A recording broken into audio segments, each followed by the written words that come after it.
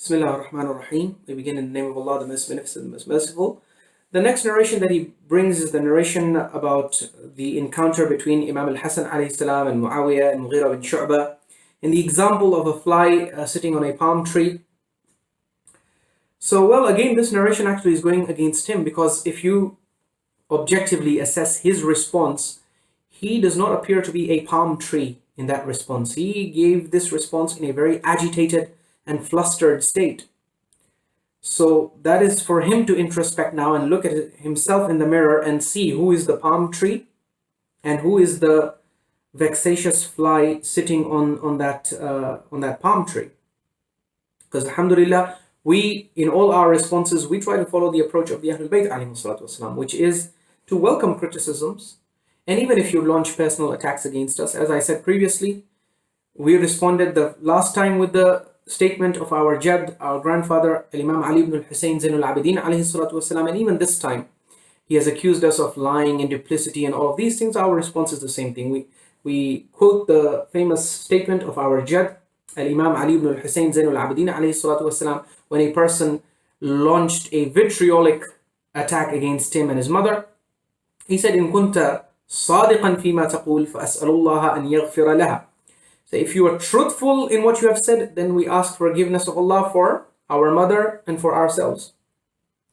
وَإِن كُنْتَ كَاذِبًا فِيمَا تَقُولُ فَأَسْأَلُ اللَّهَ أَنْ يَغْفِرَ لَكَ.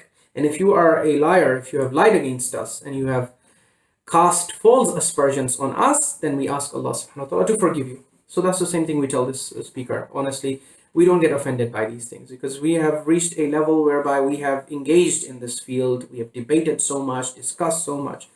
There's nothing new that you can throw at us, even at the level of personal attacks. Alhamdulillah, there's nothing new that you can come up with that we have not already dealt with before. And so we're not the least bit intimidated or offended or embarrassed or scared by these unfortunate personal attacks, or by the use of unparliamentary language or mudslinging or character assassination. We welcome even that. So we have made our جعلناك في حل من عرضنا, even our honor and our reputation, we've put it on the line. And every reformer who wants to do any constructive, positive work within the ummah, starting from the prophets of God, what were the prophets of God not called? They were called sha'ir, poets. They were called majnoon, that they are mad mentally. So even he basically tried to hint towards the fact that, I don't know, there might be a mental health issue somewhere, midlife crisis, I don't know. Even though, alhamdulillah, we are in the stage of kuhula. We have not reached midlife yet, but in any case, the prophets were accused of being madmen, sorcerers, soothsayers, God knows what. Amirul Mu'mineen was cursed from the mimbar for 90 years. So after having read all of that, wallahi, if you were to shower all the abuses present in the dictionary, and even those that are not present in the dictionary, it would not make any difference to us. We are interested in the hujjah. Where is your hujjah? Where is your burhan? Atu burhanakum in kuntum sadiqin. If you want to prove that something is an essential for salvation, first of all, you have to start from the Qur'an. Where has Allah, in 3 different places, Allah has identified all the arkan of iman, and He has repeated the same thing time and again, time and again. And as I said, these 3 places are special because Allah has mentioned the arkan of iman all together. Otherwise, throughout the Quran, Allah has promoted these arkan independently and individually, or in groups of 2.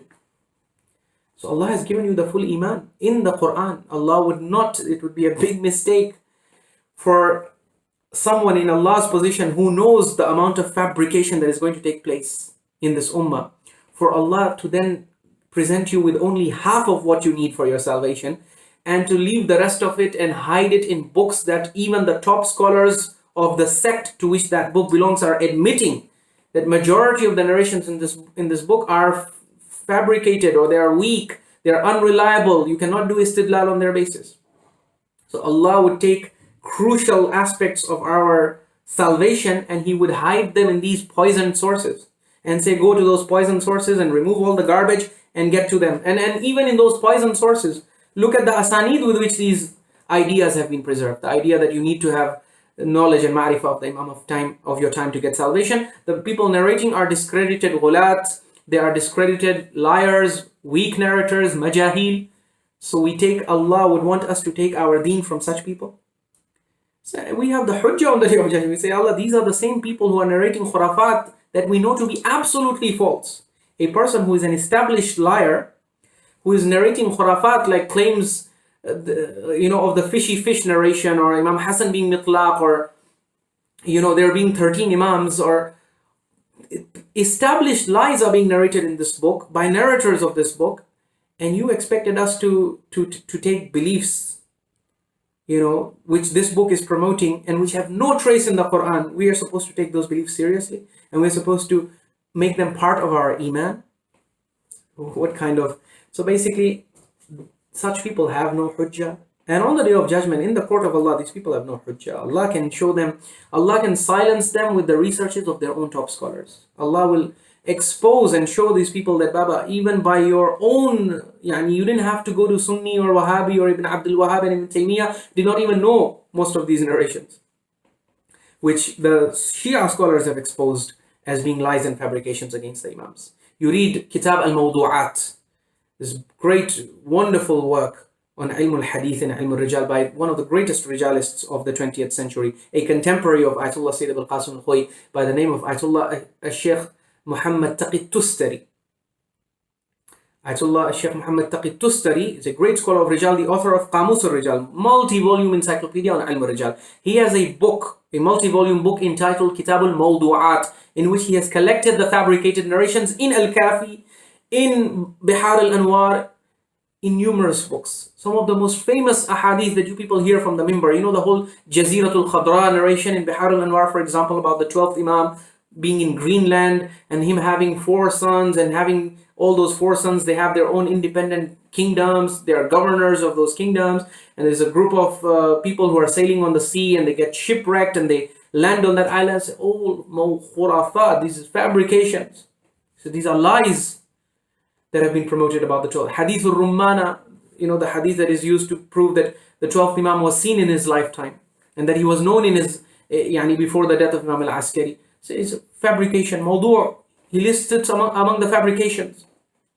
And so many, when you read this book, you will be shocked to see so many of these khurafat that these Ahlul Minbar have been feeding you and with which you have grown up. This is the tragedy of the Shia youth today. They have grown up on a staple diet of khurafat and fabrications which irresponsible and less learned speakers, ignorant speakers, street level preachers like these have been promoting and feeding them on a silver platter for all these years that they've been lecturing from the minbar.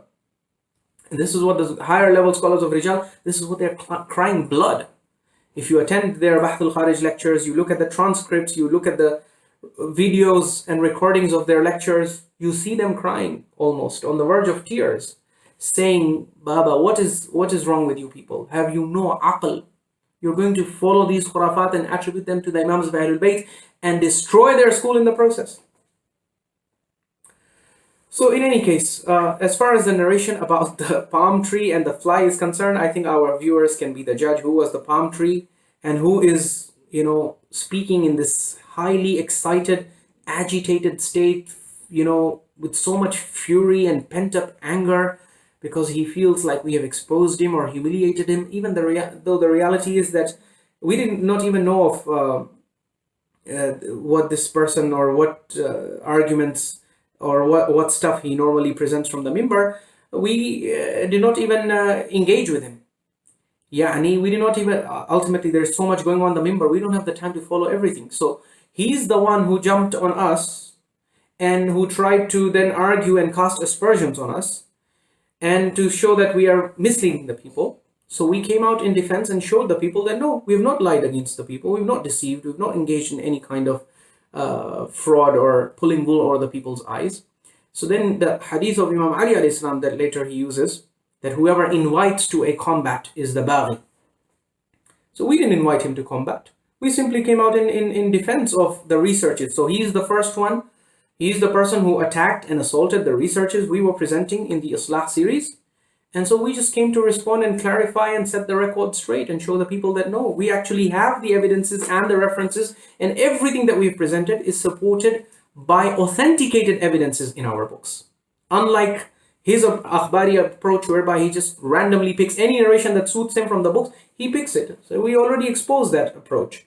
By this methodology, you can even prove there are 13 Imams, and that all Isna Asharis, even they will die without knowing the real Imam of the time, because there is a 13th Imam that they have not recognized. In those narrations, as we mentioned previously, the narrations clearly say that Rasulullah tells Bibi Fatima, Ithna Ashara Imaman min wuldik. There will be 12 Imams from your progeny, Fatima. So Imam Ali is not from the progeny of Fatima. So if you remove the first Imam, how many Imams left? 11. The hadith is saying 12 Imams from the progeny of Fatima. So where is the 12th? No, because the 12th that is believed to be the 12th today, he becomes the 11th then, according to this hadith. So there's one more that's missing, either before him or after him. Now you have to go and research who is that Imam. So the Zaydi Shi'as, they accept this narration. They say, yeah, he's Imam Zayd. You Shia, 12er Shi'as, you have left out an important Imam. And every 12er Shia is dying without acknowledging the Imama in the traditional sense of the Imama of Zayd. So they are dying a death of Jahiliyyah, as per if you go by these narrations. That's why I said this narration is going to, if Allah accepts this narration on the Day of Judgment, Jannah will have no one. The Isna Asharis will go to hell for rejecting the 13th Imam, who is predicted in the narrations. I said, now obviously, yes, those narrations have been discredited by the scholars of the 12er faith. But what I'm trying to show you is this methodology that this person is using. He also says there are narrations in the Sunni books, but he doesn't tell you that those narrations are discredited by the Sunni scholars. And the ones that are not discredited by the Sunni scholar, the one in Sahih Muslim, is not even talking about the Imam of the time. It's talking about the Caliph of the time. لَيْسَ فِي عُنُقِهِ بَيْعَةٌ. If you don't have bay'ah to the Hakim, the ruler of the time, then you die a death of Jahiliyyah. So my point is, we are not promoting the idea that there are 13 Imams, by the way. So you take this. No. What we are saying is, if you're going to follow this blind akhbari approach, then from 12ers you will become 13ers. Yes, because there are narrations in the books that support all kinds of khurafat, not just one type of khurafat, all kinds of khurafat, mashallah, we have narrations supporting them. So if you follow this blind, deviant akhbari methodology, whereby you just open the book like it's the Qur'an, these people, this is their biggest weak point, is they look at the books of hadith like Al-Kafi, it's Al-Kafi Sharif, they call it. It's like, so Al-Kafi Sharif for them is like the Qur'an. So mashallah, if it's the Qur'an, then why are you 12er? Then become 13er. Say, no, that hadith we don't accept. So why don't you accept? Say, no, that hadith, then we can't be 12ers then, if we accept that hadith. So that hadith they will reject. And then there they will start using al-murajah. Say, no, the chain, it has this and that, and no, it doesn't agree with this, and so now, mashallah, now that your madhab is in trouble, now you're becoming usuli. So when it serves you, you become usuli. And you start questioning the chain and this. And when it serves you, you become akhbari. Now this is for other traditional scholars. This particular speaker, mashallah, he's akhbari out and out. Yani even with the worst khurafat, he's not prepared to reject them. He'd rather take the Shia back to the medieval period when mythologies like the fishy fish narration were popular with the public. He would rather take us back to the medieval period than bring us to the light of the Qur'an and the actual original teachings of Ahlul Bayt alayhimus salatu wassalam. So in any case, this narration that he has presented is actually going against himself, because he cannot compare himself to Imam al-Hasan alayhi salam. Compare his approach with the approach of Imam al-Sadiq and Imam al-Hasan, you will see a world of a difference. And Imam al-Hasan and Imam al-Sadiq alayhi salam were not people who would give, these kinds of responses full with judgments and mudslinging and labels, unparliamentary, uncouth, unrefined, unparliamentary language. This was not the way of our Imams. Our Imams would counter evidence with evidence, arguments with arguments, proofs with proofs. This person, all he has is personal attacks, as if he's in a wrestling arena, and he has no other response but to just, strike you and lambaste you and condemn you and criticize you. And okay, we are okay with that. Ultimately, even the admins, they were saying, Sayyidina, what else do you expect from him? Ultimately, in your expose, you issued and you administered some very powerful antibiotic drugs against the khurafat, to wash away the khurafat that he had shared. And one of the established, side effects of some of the antibiotics is diarrhea.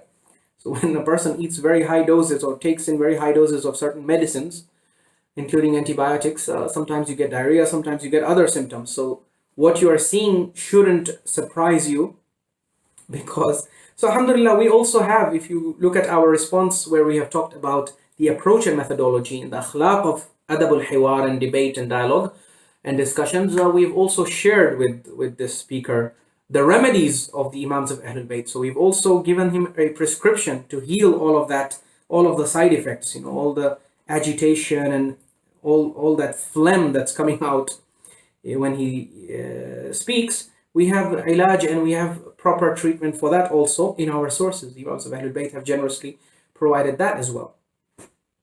So with that being solved, most of the other narrations he then presents, so the signs of a true scholar, alhamdulillah, if you look at the researches we are presenting, they are bringing people out from shak into the nur of yaqeen.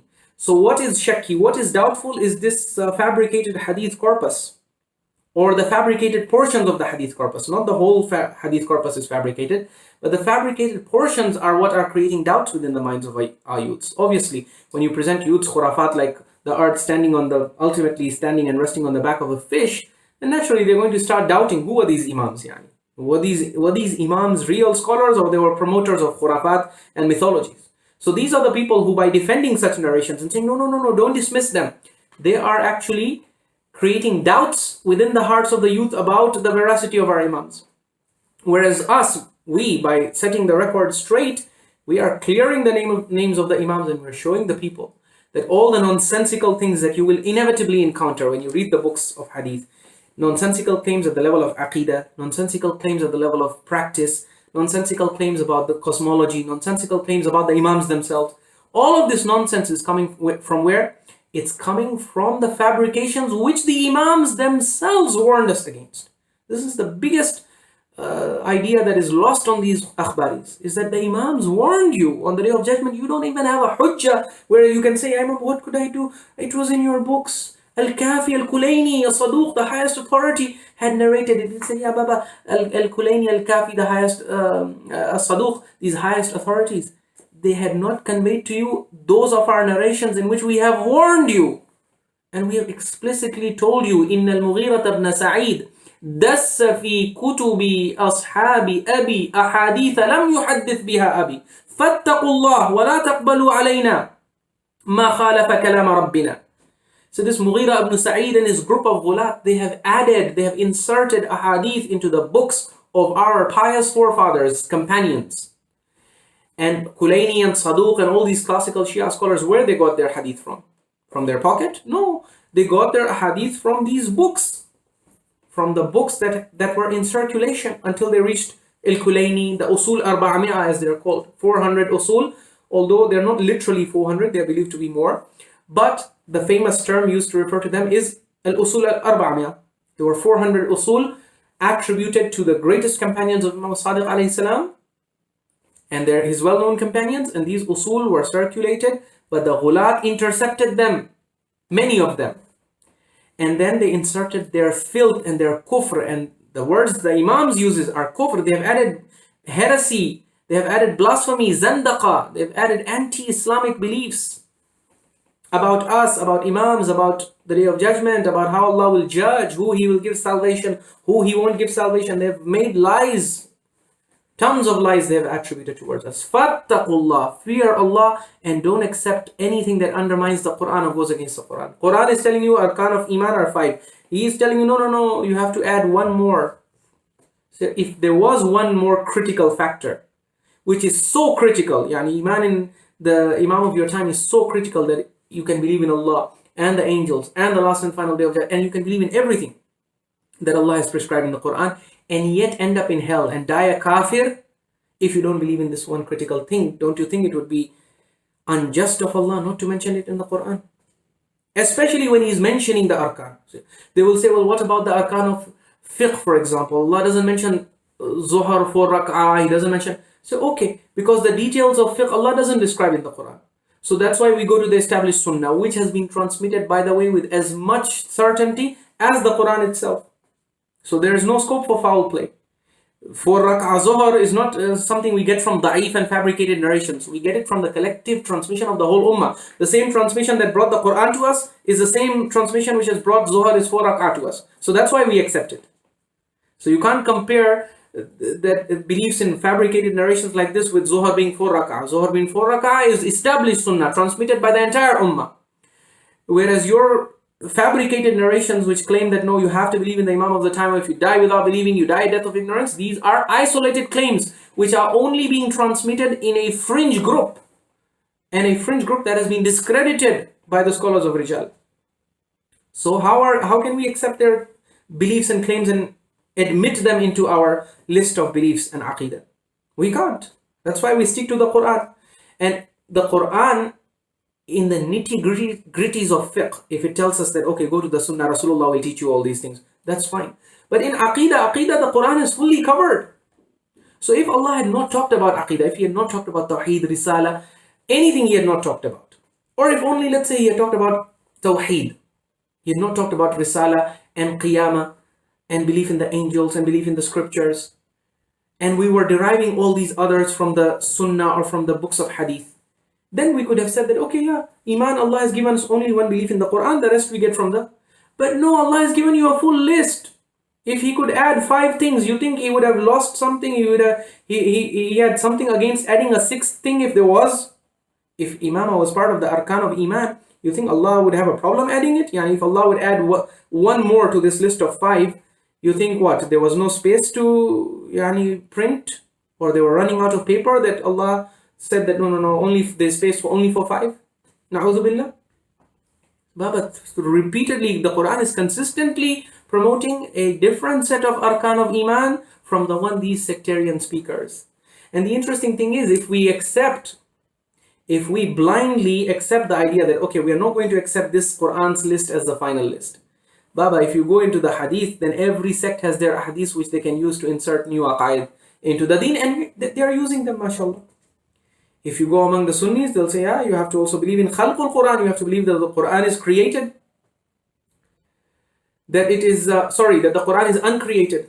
The Quran being created is the claim of the Mu'tazila. The belief of the Ahlul Sunnah wal Jama'ah is that the Quran is ghair makhluq. This was another debate over which so much ink was wasted. Is the Quran a created entity or is it uncreated? Baba, when the Quran says it is revealed from Allah, that's enough for you. What do you mean created, uncreated? Why are you introducing new controversies and new philosophies? And you don't even need to ask this question. We created, uncreated, whatever it is a revelation of Allah. That's enough for us. What Allah has not commented on, don't poke your nose into those areas. But no, the Ahlul Sunnah knows you have to believe in the created, uncreatedness of the Quran. You also have to believe in Adalatul Sahaba. And obviously their top scholars will say, yes, these are not these are arkanul madhab. These are the non-negotiable beliefs of the Sunni madhab. Yani if you want to be Sunni, you have to believe in these things.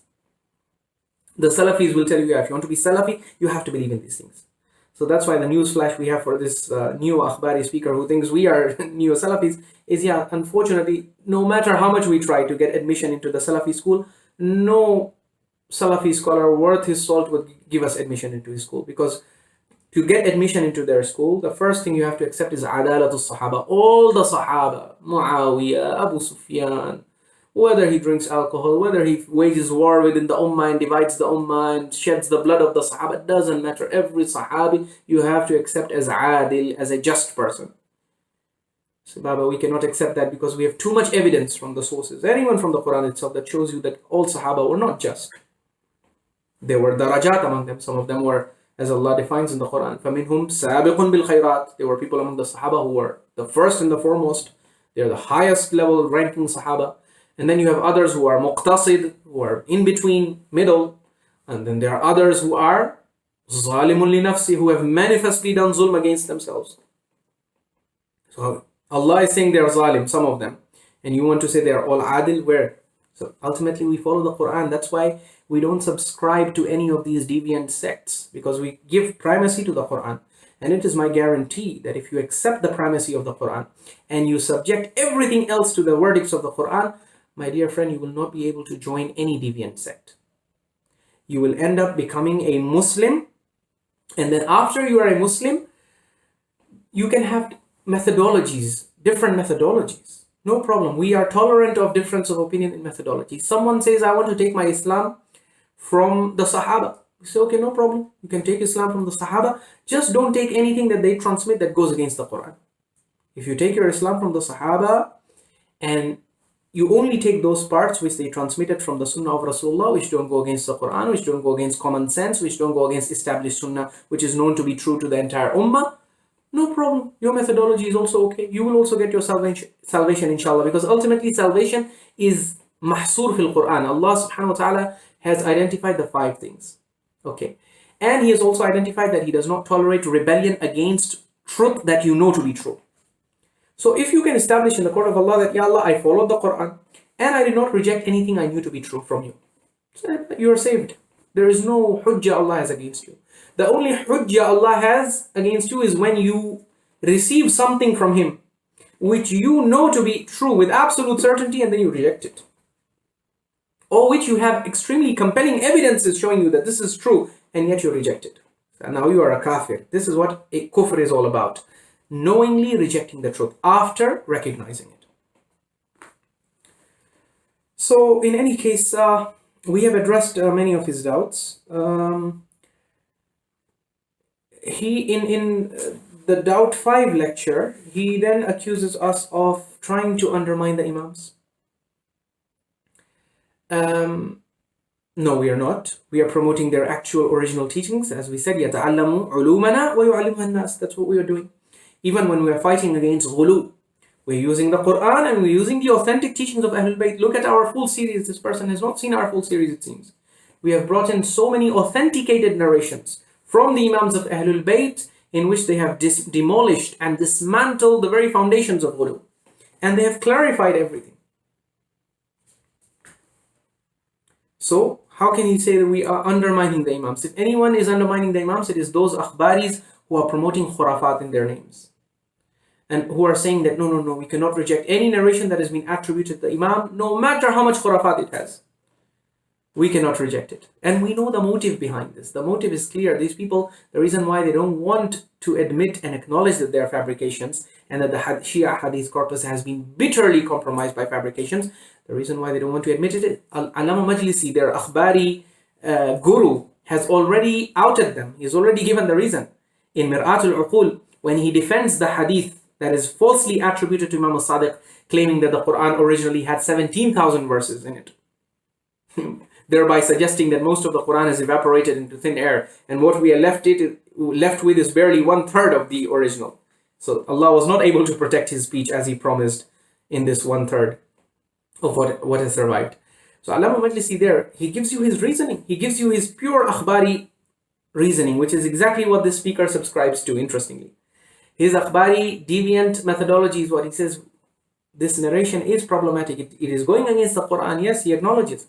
He says, but if we reject this narration, it is going to expose how dangerous our hadith corpus is and how badly poisoned it is. He says, يُوجِبُ رَفْعَ الْإِعْتِمَادِ عَنِ الْأَخْبَارِ رَأْسًا. He says, if we admit that the narrations about tahrif, there are over 1100 narrations, as I told you. Ayatollah Sheikh Hadi Ma'rifat, who has written a detailed study on this concept of tahrif. He says there are more than 1100 narrations that Al-Muhaddith al-Nuri brings about tahrif al-Qur'an in his book entitled Fasl al-Khitab fi Ithbati Tahrif Kitab Rabb al-Arbab. So 1100 narrations in the books, all of them saying the same thing or similar claims. If we reject them, Allama Majlisi says, يُوجِبُ رَفْعَ الْإِعْتِمَادِ عَنِ الْأَخْبَارِ رَأْسًا. That will kill the confidence of the people in our hadith corpus. So that's why he's not rejecting tahrif. He's saying we have to accept tahrif because then we'll get exposed. People will lose faith in the akhbar. Because then it will be proven that you can have 1100 narrations about something and that claim can still be false. This is how much people have lied. So yeah, in the case of tahrif, these ghulat, they had factories. Yes, when you go deeper into the sources, that's what you uncover. They had factories in which they had entire dedicated, devoted think tanks. They had massive human resources dedicated to fabricating ahadith, hadith after hadith after hadith. They fabricated ahadith in the thousands. The magnitude of fabrication is startling. Yes, and that is why don't be surprised when Al-Allama Jalaluddin al-Ishtiyani, this great scholar of Irfan from among the scholars of Iran, he quotes his teacher, Ayatollah Sayyid Hussein al-Burujurdi. telling his students that Bihar al-Anwar is full of fabrications. I gave you the reference. Please go and visit the lecture in which we demolished the Akhbari ideology, the last lecture of the basking series, where we mentioned this quotation from Ayatollah al-Burjurdi, where he says majority of the narrations of Bihar al-Anwar are fabrications, and especially when it comes to the narrations of Bihar, which are about the manaqib and fada'il. Obviously he's talking about the fake fada'il, the supernatural, the kind of khurafati fada'il that these speakers promote, Imams bringing out lions from the carpet and this magic and that magic. He says all of these khurafat, they are fabrications. Who is saying this? Not me, not the kid sitting, in India. No, the topmost scholars, Ayatollah Syed al-Burjurdi was the grand marja and the chief marja of the Hawza of Qum. He was the grandest authority of the Hawza of Qum in his time. And he has issued the statement. We gave you the reference from Sharh Muqaddimat al-Qaysari by Al-Allama Jalaluddin al-Ishtiyani, page 928 of that book. That statement is there. Ayatollah Burjurdi is saying, Baba, our hadith corpus, Bihar al-Anwar, 110 volumes. He defends this traditional speaker. Obviously, he wants to narrate the khurafat of lions coming out from the carpet and this and that. So he will obviously, he has a vested interest in defending the hadith corpus, because if you admit that this hadith corpus is compromised, and if you admit the fact that da'if and weak and fabricated narrations should not be narrated, then this guy won't have any content to present in his majalis. So that's why he would never want his dukan, his shop would be shut down. His main primary merchandise and the main goods and products and services he's selling the people are based on these khurafat that have been invented by the ghulat. So obviously he's going to become agitated and angry, and his mouth is going to foam and froth is going to come out of it as soon as we start exposing how weak and unreliable these collections of hadith are. But we don't have a choice. What does he want us to do? To remain silent on all these deadly, poisonous, dangerous deviations that have been attributed to Imams of Ahlul Bayt, just so that he can continue to recite his majalis and present the public with the opium that he routinely presents them, pull wool over their eyes, take them for long taxi rides into Disneyland and worlds of fantasy. Just so that he can do that, he wants us to remain silent, while the Imams have warned us that if you remain silent, you receive the la'na of Allah. People are attributing bid'ah and khurafat on us, and you have knowledge and you remain silent. That's what he wants us to do. So we tell him what Yunus said to those wukala, that ma kuntu li ada al jihada fi amri Allahi ala kulli hal. We are not going to abandon struggling in the path of Allah to clear the names of our beloved Imams from these khurafat that people like you are attributing to them, and from the misconceptions and misperceptions and skewed, narrow-minded sectarian understandings that you are trying to thrust and impose on the ummah. You're trying to portray our Imams as people who are so desperate to thrust themselves on this ummah. They were so desperate for people's acceptance that they forged lies against Rasulullah and made Rasulullah say things which he never said and which have no trace in the Qur'an. We are not going to let you do that. So we are going to struggle in the path of Allah with all our might and all our power. And as many times as you bring khurafat, in udtum udna, if you come back with khurafat, we will come back with the nur and light from the teachings of Ahlul Bayt and the Qur'an, which dispels that darkness. For as long as you will spread darkness, we will spread the light. And we will continue to do so as long as our heart beats. And yes, the result is going to be the same. What Yunus ibn Abdul Rahman said, فَنَاصَبَانِي, they became my enemies. They started bad-mouthing me. They started cursing me. They started abusing me, discrediting me, telling people that he's a fraud, he's an imposter, he's a liar, he's an enemy of the Ahlul Bayt. All of these things they started doing against me, and they're going to do them against us, and we are ready for that. We're not intimidated, we're not scared, we're not even offended. Because we understand that when powerful antibiotics are administered, yes, side effects happen. People sometimes, they have adverse reactions. Foam and froth will come out of the mouth at times, no problem. We even have dawa and ilaj and medicine for that, alhamdulillah, which we will offer out of our sincere brotherly love and concern for the school of Ahlul Bayt alayhimu salatu wassalam. In any case, I would like to end by sharing a beautiful narration from Yunus ibn Abdul Rahman himself, since apparently this speaker quoted Yunus ibn Abdul Rahman, so we will give him a narration for his narration. So in this narration, we are told that Yunus ibn Abdurrahman presents himself in the presence of Al-Abd al-Salih, Al-Imam Musa ibn Ja'far Al-Kadhim alayhi salatu wasalam. And so the Imam already knows the context. He knows why he has come, and he's also heard the things that people are saying about Yunus. Because Yunus was very badly, he was viciously attacked by the Ghulat, by the Waqifa, all these deviant sects, they were attacking him. So being attacked for defending the truth is nothing that surprises us or puzzles us or even hurts us for that matter, really. To be honest, we've seen this happen so many times in our study of history that we, to be honest, expect this to be a natural response. So when Yunus goes to Imam, but Yunus now, this is in the time of Imam Kadhim, when Yunus was still young. So people are saying so many mean things about him, and they're character assassinating him. And as you will see later in this narration, they even, he says, they're calling me zindiq, they're calling me a deviant, blasphemer, heretic. And these are the Shia, the naive Shia, who are under the influence of the Ghulat and these corrupt financial agents. So he says, I presented myself before Imam al-Kadhim, and Imam al-Kadhim alayhi salam said to me, Ya Yunus, urfuq bihim, فَإِنَّ كَلَامَكَ يَدُقُّ عَلَيْهim. He said, oh Yunus, go easy on them. Cut them some slack. Your kalam, your speech is very, very heavy on them. Because Yunus, when he speaks from the Qur'an, he has a collection of his own authentic narrations which he has directly received from the Ahlul Bayt. So he has the haqa'iq, he has the evidences, the documentation, the proofs, the burhan. He is armed to the teeth with that. His opponents from among the ghulat, they have nothing but fabrications and khurafat. So it's like, when I read this, it's deja vu. It's like the same situation that we are in. Our opponents have khurafat and fabrications. We have the Qur'an on our side. We have the authentic narrations of Ahlul Bayt alayhimus salam, which we have authenticated on the basis of our study of the Qur'an, as well as the best researches in Rijal, which are coming out from the Hawzat of Najaf and Qum. We actively pursue and read those as well and benefit from those. And in light of that, we come and present guidance to the people. Yunus ibn Abdurrahman, in his time, in his capacity as a companion of the Imam and a defender of the school of Ahlul Bayt, he's doing the same thing. But the people are very much, especially those people who are earning money in the names of the Imams, the deviant financial agents, they are not liking the truth that he's spreading. So what do?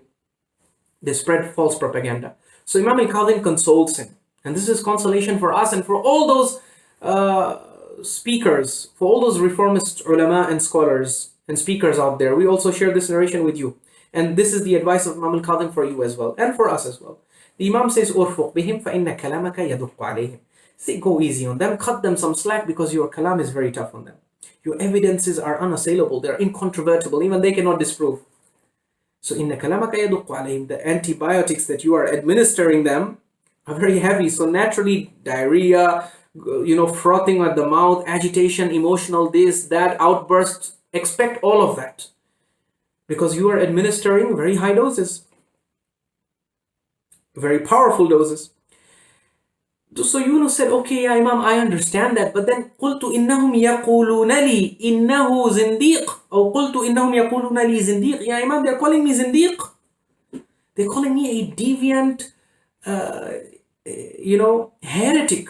Someone who is guilty of blasphemy and heresy. Someone who has deviated from the correct religion of Islam. Now look at the beautiful response of Imam al-Kadhim alayhi salam.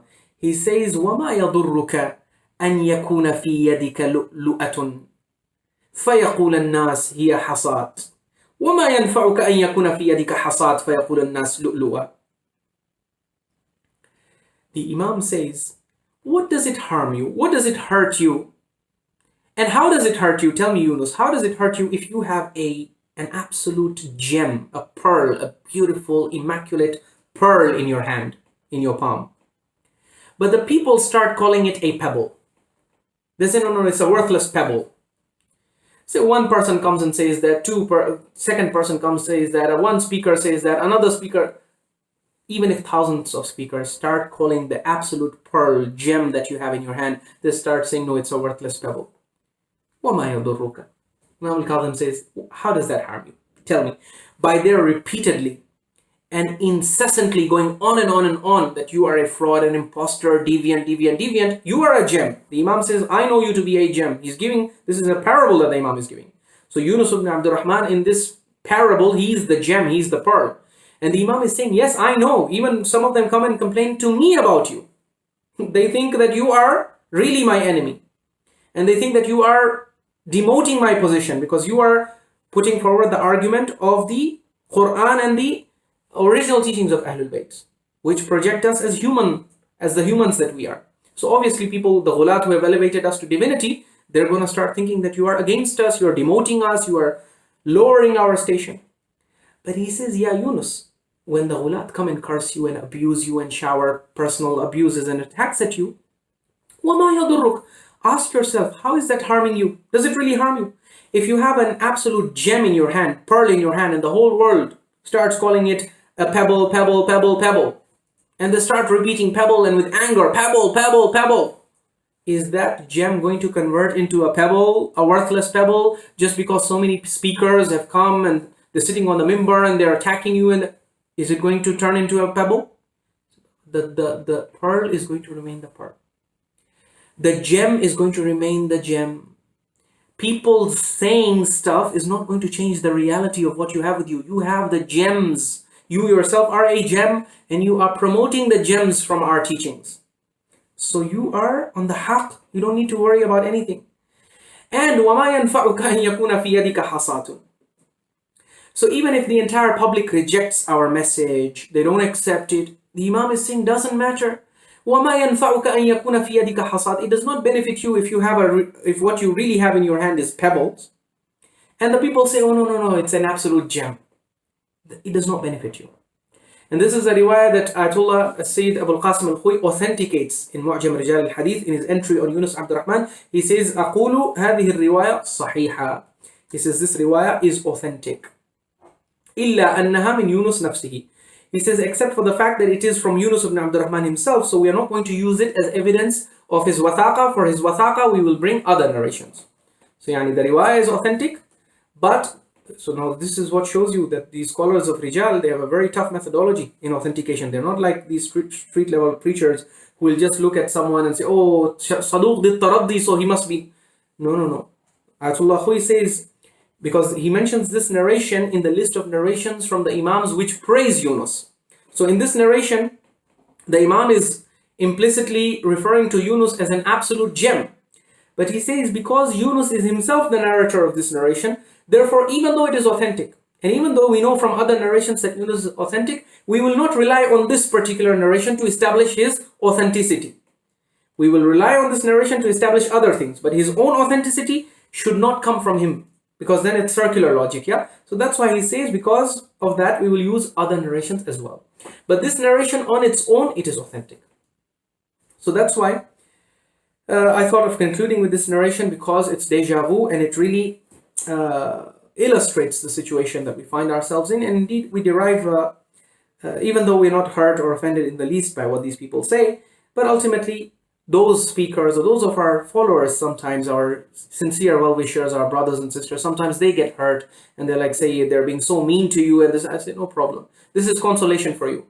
Their being mean to us is not going to transform the haqq that we are presenting into batil. Just because a person shouts at the top of his voice and in an agitated state, he says, you're a deviant, you're a fraud, you're imposter, you're this, you're that, you're a liar, doesn't make the truth that you are presenting a liar. If this was the case, then all the prophets of God would be liars, na'udhu billah, because they were all called kadhab, they were all called majnoon. All the prophets of God would then be discredited if you follow this approach and this manhaj of just looking at if a person has been called a liar by someone, then he's a liar, you close your eyes and say, okay, I'll not listen to anything he has to say. Fine. Ultimately, this is why people end up in Jahannam. They say, وَقَالُوا لَوْ كُنَّا نَسْمَعُ أَوْ نَعْقِلُ. They say, if only we had listened and used our aql. We dismissed the prophets, we didn't even listen to what they had to say. So that's why, and the same thing with reformers. If you don't listen to what they're presenting to you in terms of researches, no one is saying accept, just listen. If it's convincing, accept it. If it's not convincing, reject it. No one is forcing you. But if you shut yourself out, if you shut your ears, it's your own loss. On the day of judgment, the hujjah is complete against you. And on the day of judgment, when you are sent to the fire of hell because of having believed in khurafat and having attributed falsehoods and lies to Ahlul Bayt, if Allah sends you to hell for that, you have no hujjah. You will be repeating what the same kuffar and mushrikeen who go to hell, what they repeat, you will also be saying the same thing. وَقَالُوا لَوْ كُنَّا نَسْمَعُ. If only we had listened to those who are bringing us these reformist researches and who are digging up these suppressed evidences and they were presenting, if only we had listened to them and heard them out in full, maybe we would have been able to see the truth of what they were presenting. But in any case, these people have taken an oath to shut themselves out. They have put earplugs in their ears. Many people don't want to listen to the truth, so there's nothing we can do. Our job is not to convince anyone, it is just to present. فَلْيُظْهِرِ الْعَالِمُ عِلْمَهُ. The Imams have said when bid'ahs appear in society, your duty as an alim is not to go and grab people by the neck and forcefully, no. We don't have to do any of that. And that's why we're not forcing anyone, we're not doing takfir, we're not asking for any blood to be shed. Na'udhu billah wa li'iyadhu billah. We are the furthest away from that. We respect the sanctity of human right, and we have written research papers, debunking and exposing the khurafat of the terrorists who try to use Islam to justify unlawful shedding of blood. So alhamdulillah, we are far away from that. All we are doing is فَلْيُظْهِرِ الْعَالِمُ عِلْمَهُ. We are bringing out the ilm, not just our own, but that of far greater scholars of the past and present who have acknowledged that there is a lot of ghulu going on in the communities, who have stated clearly and repeatedly in their writings. Ayatollah Sheikh Abdullah Imam Qani, the great traditional scholar and teacher of Ayatollah Sayyid Shahabuddin al-Mar'ashi Najafi, repeatedly states in his 39-volume Encyclopedia of Ilm al-Rijal, where he says majority of the things that Shia believe to be crucial beliefs about the Imams, about the powers of the Imams, the attributes of the Imams, and about imamology as a whole, whether it is from Allah or not, isma, all of these things which are considered to be the pillars of Shia belief today, in the time of the Imams, in the time of the classical scholars, if you go far back in history, they are considered to be outright deviation. So now what are you going to do about this? The traditional scholars are admitting it, the reformists are admitting it. So what we say is that, okay, if there is, we don't accept, ultimately there is no taqlid in aqidah. So Ayatollah Imam Qani can say this 1,000 times, but if we don't find evidence for this, we would not have accepted it.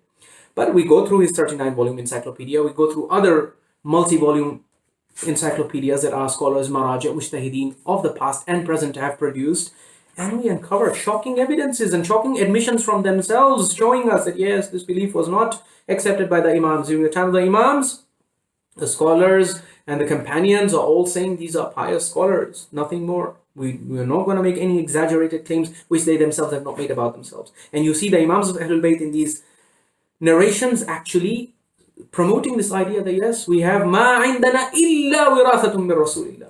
Imam's clearly saying we don't have anything.